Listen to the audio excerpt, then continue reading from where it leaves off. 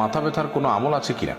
মাথা ব্যথা শুধু নয়, শরীরের যে কোনো অঙ্গে ব্যথা হলে আপনি একটা দোয়া পড়তে পারেন। দোয়া হলো আউযু বিইজ্জাতিল্লাহি ওয়া কুদরাতিহি মিন শাররি মা আজিদু ওয়া উহাযির। ব্যথার জায়গায় হাত রেখে, যেমন আপনার মাথায় ব্যথা, তো মাথায় হাত রেখে আপনি দোয়া পড়বেন আউযু বিইজ্জাতিল্লাহি ওয়া কুদরাতিহি মিন শাররি মা আজিদু ওয়া উহাযির। দোয়াটি ভাষ্যে কিছুটা ভিন্নতাও আছে কোনো কোনো বর্ণায়, যেটি বলেছে এটিও একটি বর্ণায় আছে, অথবা আপনি এটি পড়তে পারেন আউযু বিইজ্জাতিল্লাহি ওয়া কুদরাতিহি, অর্থাৎ আল্লাহর ইজ্জত, আল্লাহর সম্মান এবং আল্লাহর কুদরতের মাধ্যমে আমি আশ্রয় প্রার্থনা করি মিন শাররি মা আজিদু ওয়া উহাযির, আমি যে কষ্ট অনুভব করছি এটির ক্ষতি থেকে, অনিষ্ট থেকে আল্লাহর কাছে আশ্রয় চাচ্ছি।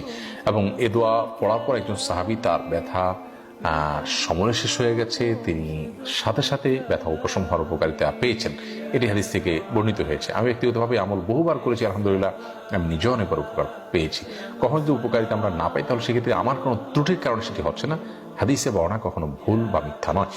তো এক্ষেত্রে আমরা যে কোনো অঙ্গ ব্যথা হোক, সেটা পেটে ব্যথা হোক, মাথা ব্যথা হোক, এটা আমরা পড়তে পারি আউযু বিইজ্জাতিল্লাহি ওয়া কুদরাতিহি মিন শাররি মা আজিদু ওয়া উহাযির। এটা নিজের ব্যথার জন্য নিজের পড়বেন। আর একজন ব্যথাগ্রস্ত, হয়তো বাচ্চা মানুষ পড়তে পারছে না, তো তার ব্যথার জায়গা আপনি যদি ধরে পড়েন, তাহলে সেক্ষেত্রে এভাবে পড়বেন আউযু বিইজ্জাতিল্লাহি ওয়া কুদরাতিহি মিন শাররি মা ইয়াজিদু ওয়া ইউহাযির, অর্থাৎ আমি আশ্রয় চাই আল্লাহ তাআলার কাছে, আল্লাহর কুদরত এবং আল্লাহর ইজ্জতের মাধ্যমে এই মানুষটি যে কষ্ট পাচ্ছেন সেটার ক্ষতি থেকে।